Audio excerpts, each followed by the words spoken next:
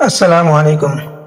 سوچئے اگر قیامت کے دن آپ کو بتایا جائے کہ جس عبادت پر آپ نے برسوں محنت کی وہ سنت کے مطابق نہ ہونے کی وجہ سے قبول ہی نہیں ہوئی تو آپ پر کیا گزرے گی؟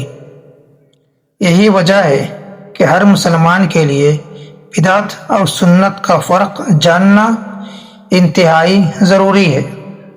آئیے قرآن و حدیث کی روشنی میں اس اہم موضوع کو سمجھتے ہیں تاکہ ہماری عبادت بھی درست ہو اور اللہ تبارک و تعالیٰ کے ہاں قبول بھی ہو۔ اللہ تعالیٰ نے دین اسلام کو مکمل اور کامل بنا دیا ہے۔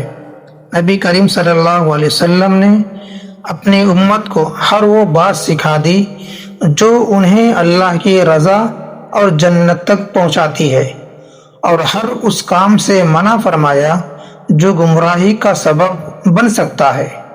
اسی لیے دین میں اپنی طرف سے نئی عبادات ایجاد کرنا یا ایسی عبادت کرنا جس کی بنیاد قرآن و سنت میں نہ ہو بدعت کہلاتی ہے، اور اللہ تبارک و تعالیٰ کے ہاں قبول نہیں ہوگی، کیونکہ اللہ تبارک و تعالیٰ فرماتا ہے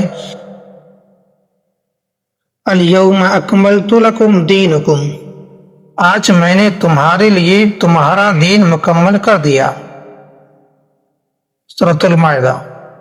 شیخ عبدالعزیز بن باز رحمہ اللہ فرماتے ہیں کہ بدعت ہر وہ عبادت ہے جسے لوگوں نے دین میں ایجاد کیا ہو، حالانکہ اس کی اصل قرآن میں بھی نہ ہو اور نہ سنت میں ہو، اور نہ ہی خلفائے راشدین کے عمل میں ایسا ملتا ہو۔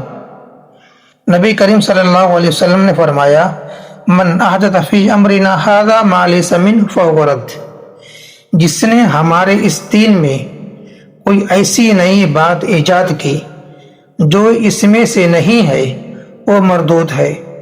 صحیح البخاری و صحیح مسلم۔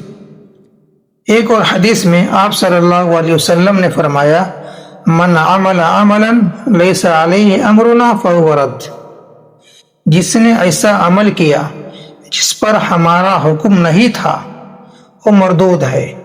صحیح مسلم۔ اسی طرح حضرت عرباض بن ساریہ رضی اللہ تعالی عنہ روایت کرتے ہیں کہ رسول اکرم صلی اللہ علیہ وسلم نے فرمایا تم میری سنت اور میرے بعد ہدایت یافتہ خلفائے راشدین کی سنت کو مضبوطی سے تھامے رکھو اور دین میں نئی نئی باتوں سے بچو، کیونکہ ہر نئی چیز بدعت ہے اور ہر بدعت گمراہی ہے۔ یہ تمام احادیث واضح کرتی ہیں کہ عبادت صرف وہی قبول ہے جو نبی کریم صلی اللہ علیہ وسلم کے طریقے کے مطابق ہو۔ اپنی عقل، خواہش یا رسم و رواج کی بنیاد پر دین میں اضافہ کرنا جائز نہیں۔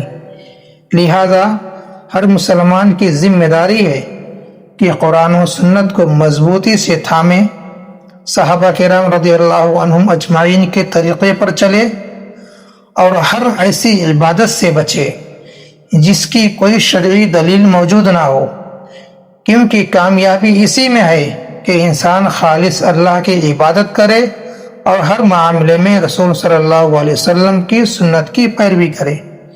ویڈیو پسند آئی ہو تو ویڈیو کو لائک کریں، سبسکرائب کریں اور شیئر کرنا نہ بھولیں۔